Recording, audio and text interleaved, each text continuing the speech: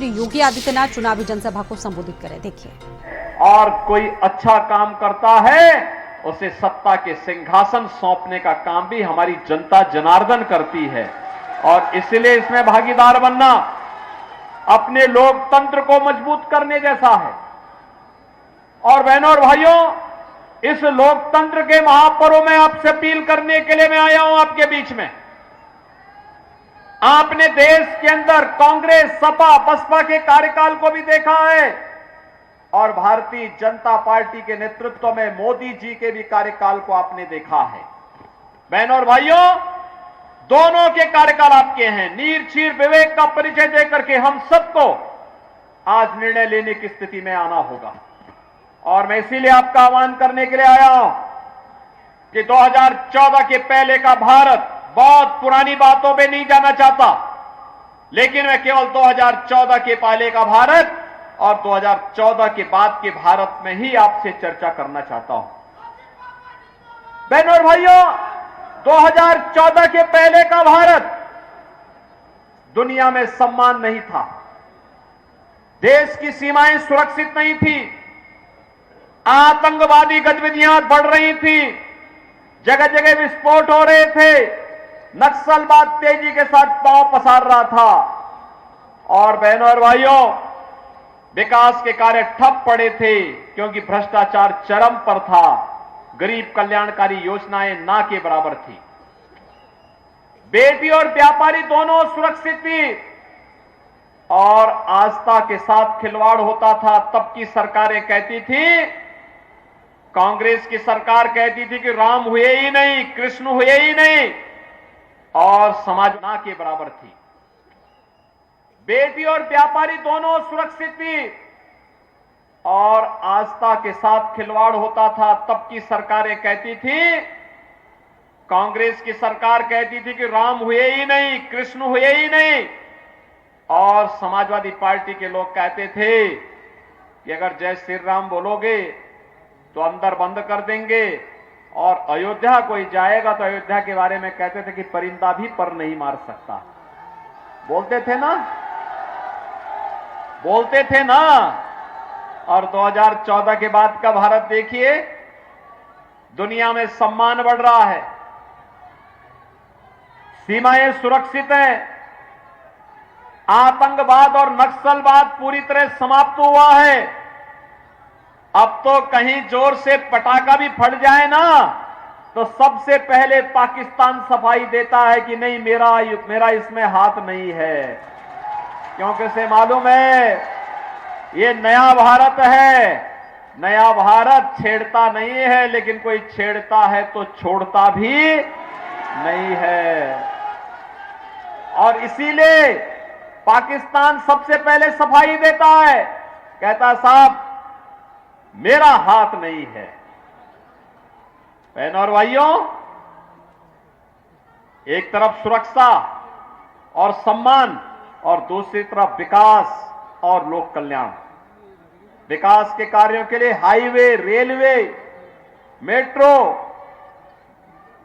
IIT, IIM, medical college, हर घर नल की योजना ये भी मिल रही है और साथ साथ गरीब कल्याणकारी योजनाओं में केवल आपको मैं तुलना करना चाहता हूं। बहनों भाइयों, आप कांग्रेस, सपा, बसपा की सरकार को देखे होंगे, 2014 के पहले लोग भूख से मरते थे, किसान आत्महत्या करता था, नौजवान पलायन करता था, बेटी और व्यापारी सुरक्षित नहीं थी।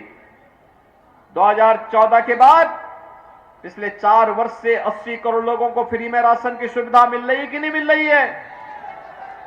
60 करोड़ लोगों को स्वास्थ्य सुविधा का लाभ दिया जा रहा है। आयुष्मान भारत में 5 लाख रुपए के सुविधा और मैंने तो उत्तर प्रदेश में यह भी व्यवस्था की है बहनों और भाइयों कि अगर कोई गरीब बीमार पड़ता है, आयुष्मान का कार्ड नहीं है या नहीं बना पाया है, अगर कोई विधायक, कोई सांसद, कोई पूर्व विधायक, भाजपा का कोई पदाधिकारी या पीड़ित भी मुझे पत्र भेज देता है ना, तो मैं जनधन अकाउंट जो मोदी जी ने खुलवाया है उसमें सीधे लखनऊ से उसको पैसा भेजता हूं कि भाई देखो निश्चिंत होकर उपचार कराओ, चिंता नहीं करनी है, ये आपकी सरकार है, आप इस सरकार के मालिक हैं, पैसा हम देंगे, आराम से उपचार कराओ, क्योंकि मोदी जी ने 50 करोड़ गरीबों के जनधन अकाउंट भी खोल दिए हैं।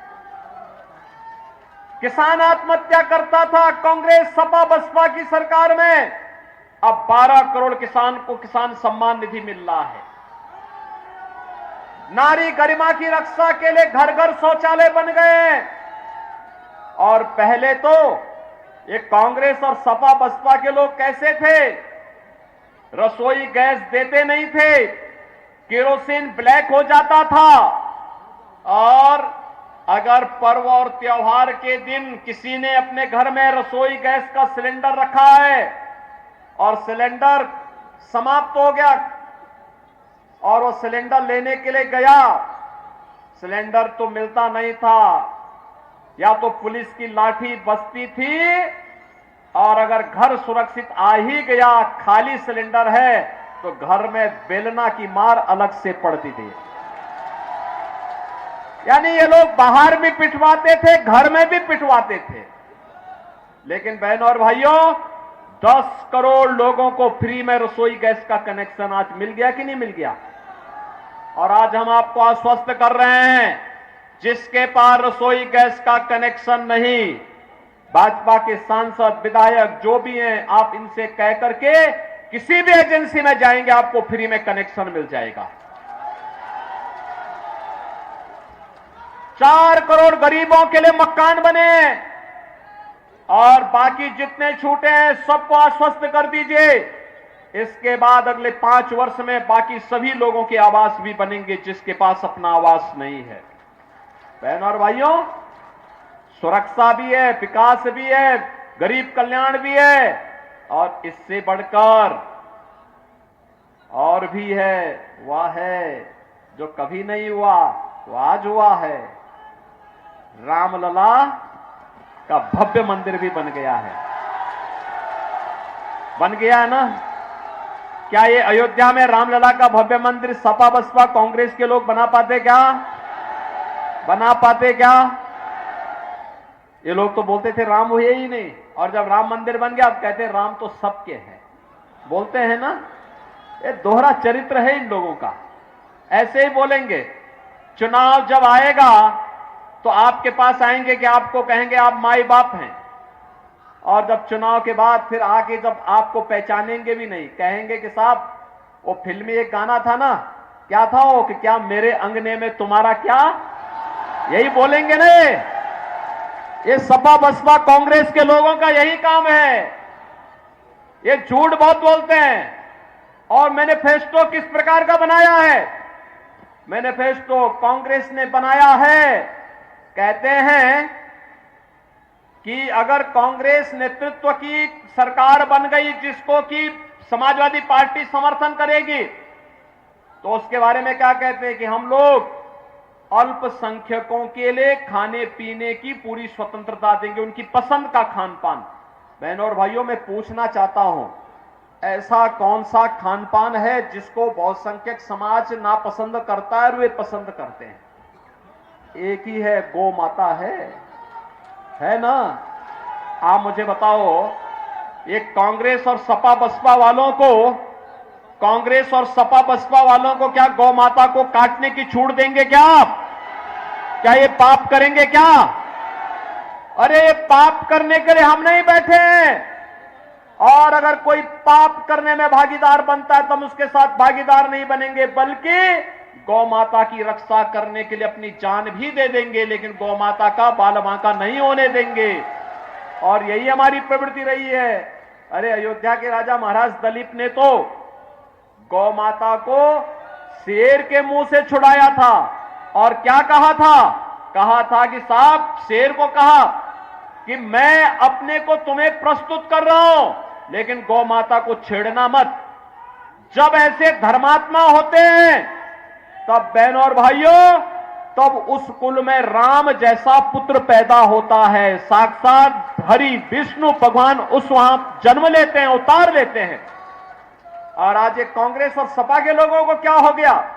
ये कहते हैं हम उनकी रुचि के अनुसार खान पान की स्वतंत्रता देंगे। ये गफलत में है। अरे उत्तर प्रदेश में हम लोग गौ कसी करने की बात तो दूर, कोई उसके बारे में भी सोचेगा ना तो उसको जहन्नम के द्वार उसके लिए पहले खुल जाएंगे, गौ हत्या बाद में करेगा। और इसलिए बहनों और भाइयों, एक तरफ ये लोग आपकी आस्था के साथ खिलवाड़ करने के आदी रहे हैं और आगे भी करेंगे, और दूसरी तरफ पिछड़ी जाति, अनुसूचित जाति और जनजाति को मिलने वाले आरक्षण पर सेंधमारी करने का प्रयास कर रहे हैं। ये सेंधमारी कैसे कांग्रेस ने यूपीए सरकार के समय किया था, रंगनाथ मिश्रा कमेटी और सच्चर कमेटी गठित करके। उस समय इन्होंने प्रयास किया था कि पिछड़ी जाति को मिलने वाले आरक्षण में से 6% मुसलमानों को दे दिया जाए, अनुसूचित जाति को मिलने वाले 21% आरक्षण में से कुछ आरक्षण सच्चर कमेटी के अनुसार कुछ मुसलमान जातियों को अनुसूचित जाति में शामिल करके उनको यह आरक्षण दे दिया जाए। बाबा साहब भीमराव अंबेडकर ने कहा था कि धर्म के आधार पर आरक्षण नहीं होना चाहिए, क्योंकि धार्मिक आधार पर इस देश का विभाजन हुआ है। हमें कोई ऐसा कार्य नहीं करना चाहिए जो फिर से भारत का विभाजन करे, फिर से भारत का बंटवारा करे। एक तरफ एक कांग्रेस की आदत है बंटवारा करने की, पहले देश को बांटा, आज समाज को जाति के आधार पर बांट रहे हैं, मत और मजहब के आधार पर बांट रहे हैं। आपने देखा होगा एक इतनी गरीब कल्याणकारी योजनाओं का लाभ मोदी जी के नेतृत्व में भारतीय जनता पार्टी ने दिया, किसी का चेहरा देख करके, किसी की जाति देख करके, किसी का मत और मजहब देख करके, सबका साथ और सबका विकास के माध्यम से ही ये योजना सभी देशवासियों को दी गई। और बहनों और भाइयों, आप भारतवासी सौभाग्यशाली हैं कि मोदी जी जैसा नेतृत्व मिला। याद करिए 1947 में भारत का विभाजन करके पाकिस्तान बना। पाकिस्तान की कुल आबादी 23-24 करोड़, लोग कम गए, क्षेत्रफल ज्यादा गया। भारत 80 करोड़ लोगों को फ्री में राशन दे रहा है, इतनी लोक कल्याणकारी योजनाएं दे रहा है, विकास भी करा रहा है, और पाकिस्तान में 23 से 24 करोड़ लोग भूख से मर रहे हैं। भूख से 1 किलो भी कहीं गेहूं या आटा मिल जाए ना, टूट पड़ते हैं ऐसे गली मोहल्लों के जीवों की तरह। और इसीलिए मैं आपसे कहने के लिए आया हूं, पाकिस्तान आतंकवाद की भट्टी है और सुलगाई उसने है तो जलेगा भी तो वही ना। लेकिन एक कांग्रेस के लोगों की तारीफ पाकिस्तान के लोग कर रहे हैं, यानी कांग्रेस में कांग्रेस के शहजादे की तारीफ करने के लिए कोई दूसरा नहीं मिला। पाकिस्तान का एक मंत्री, पूर्व मंत्री, जिसने पुलवामा में हमारे जवानों के शहादत पर खुशियां मनाई थी, वह व्यक्ति आज राहुल गांधी के लिए वहां से समर्थन देने की बात कर रहा है। क्या आप ऐसे लोगों को समर्थन देंगे क्या? बहनों और भाइयों, इंडी गठबंधन को वोट देने का मतलब हमने पाप के द्वार खोल दिए हैं, और ये जन्म पाप करने के लिए नहीं है, पुण्य करने के लिए है, और हमें पुण्य के मार्ग पर आगे बढ़ना है। और इसीलिए तो पूरे देश के अंदर एक ही आवाज है, और आवाज क्या है कि जो राम को लाए हैं हम उनको लाएंगे। और इसीलिए इस ध्वनि के साथ पूरे देश के अंदर एक बार एक स्वर से लोग बोल रहे हैं कि फिर एक बार, पीछे तक बोलो फरीदपुर वासियों, पीछे तक आवाज आनी चाहिए, फिर एक बार मोदी सरकार की।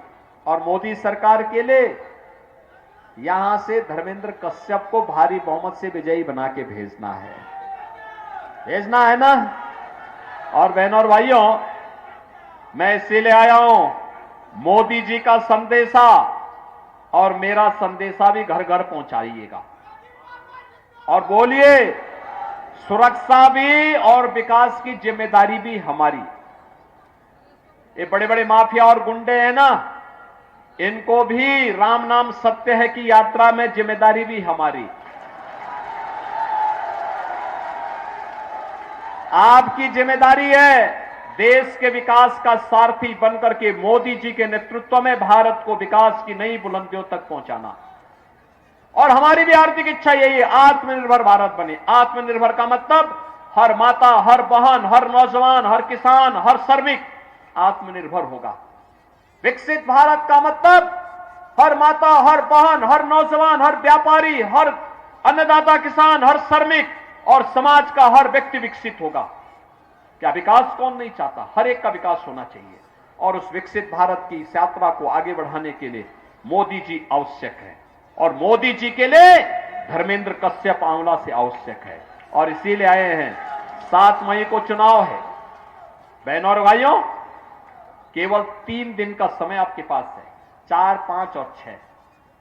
5 तारीख की सायंकाल चुनाव प्रचार बंद हो जाना है और 6 तारीख को आप केवल घर घर जा पाएंगे। 7 तारीख को सुबह 7 बजे से मतदान होना है। आपसे मेरी विनम्र अपील है, अगले 3 दिन घर घर जाकर के धर्मेंद्र कश्यप बन करके, मोदी जी और योगी जी का प्रतिनिधि बन करके एक एक घर में जाकर के बताइए, जगाइए, देश के लिए, आने वाली पीढ़ी के लिए, विकास के लिए, सुरक्षित भारत के लिए और विकसित भारत के लिए फिर से भाजपा आवश्यक है। और उस भाजपा के लिए आपका आशीर्वाद आवश्यक है। लेकिन यह तभी संभव होगा जब आप चुनाव के दिन जागरूक होंगे।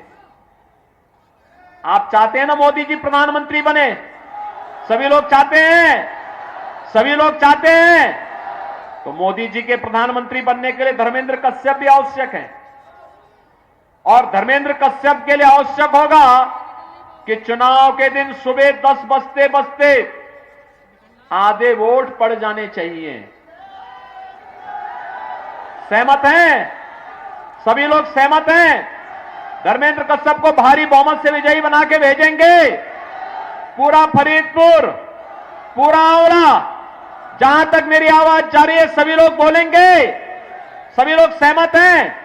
तो फिर मेरे साथ बोलेंगे, भारत माता की, भारत माता की, भारत माता की जय श्री राम, जय जय श्री राम। अरे ममता, कहाँ जा रही है भरी दोपहरी में? कहीं नहीं माँ, बस वोट डाल कर आई।